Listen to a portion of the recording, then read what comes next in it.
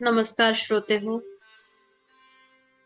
आपण आता power of नाव ह्या पुस्तकातील पहिला चॅप्टर किंवा पहिला अध्याय पाहूया. तो आहे you are not your mind, म्हणजे तुम्ही तुमचे मन नाही. एखाद टोले या अध्यायाची सुरुवात एका गोष्टीने करतात. 30 वर्षे रस्त्याकडेला बसलेला भिकारी एका जुन्या पेटीवर बसलेला असतो. एका अनोळखी व्यक्तीच्या सांगण्यावरून तो ती पेटी उघडतो आणि त्यात त्याला सोनं सापडतं. लेखक सांगतात की मी त्या अनोळखी व्यक्तीसारखा आहे. मी तुम्हाला काही देत नाही, पण तुम्हाला स्वतःच्या आत पाहायला सांगतो, कारण खरा खजिना तुमच्या आतच आहे. ज्यांनी आतला आनंद, शांती, अस्तित्वाची जाणीव शोधलेली नाही, ते कितीही श्रीमंत असले तरीही भिकाऱ्यांसारखेच असतात. ते बाहेरच्या जगात आनंद, प्रेम, सुरक्षितता शोधतात, पण त्यांचे खरे वैभव त्यांच्यातच दडलेले असते. लेखक सांगतात की आपल्या आयुष्यातील सर्व दुःख, तणाव आणि चिंता मुख्यत्वे आपल्या मनाच्या सतत विचारांमुळे होतात. आपले मन नेहमी भूतकाळाच्या आठवणींमध्ये आणि भविष्याच्या चिंतेत अडकलेले असते. हे विचार सतत फिरत राहतात आणि आपल्याला एक प्रकारची मानसिक वेदना देतात. परंतु आपण हे लक्षात घेतले पाहिजे की आपण म्हणजे हे विचार नाही आहोत.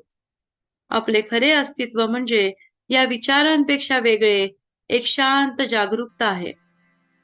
लेखक सांगतात की आपले मन एक शक्तिशाली उपकरण आहे, पण बहुतेक लोक त्या मनाचेच गुलाम बनतात.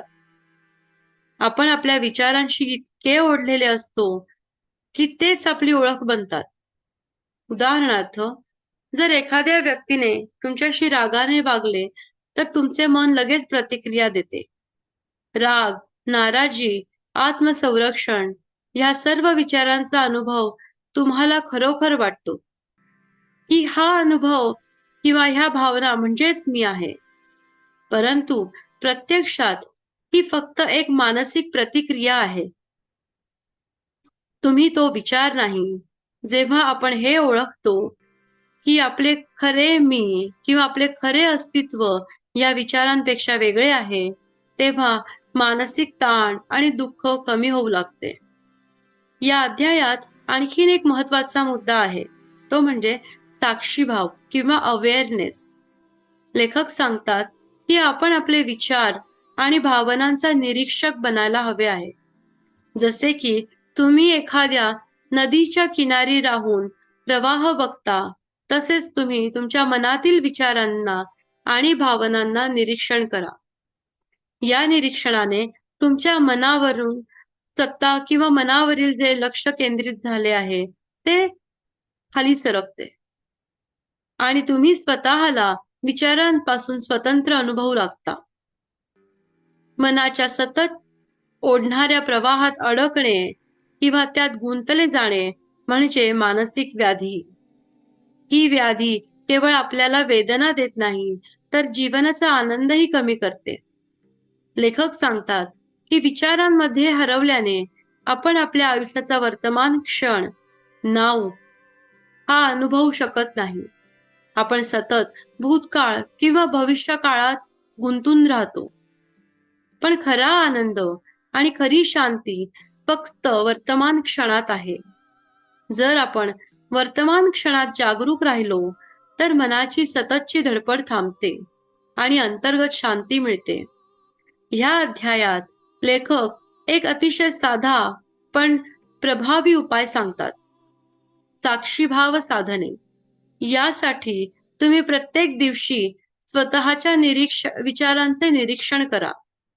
कोणताही विचार येईल तेव्हा त्याला जज न करता किंवा त्याविषयी काही प्रतिक्रिया न व्यक्त करता त्यात हरवून जाऊ नका. याने मनावर तुमची ओळख कमी होते आणि तुम्ही खरोखरच स्वतःचा म्हणजे तुमचे शुद्ध अस्तित्व अनुभवू लागता.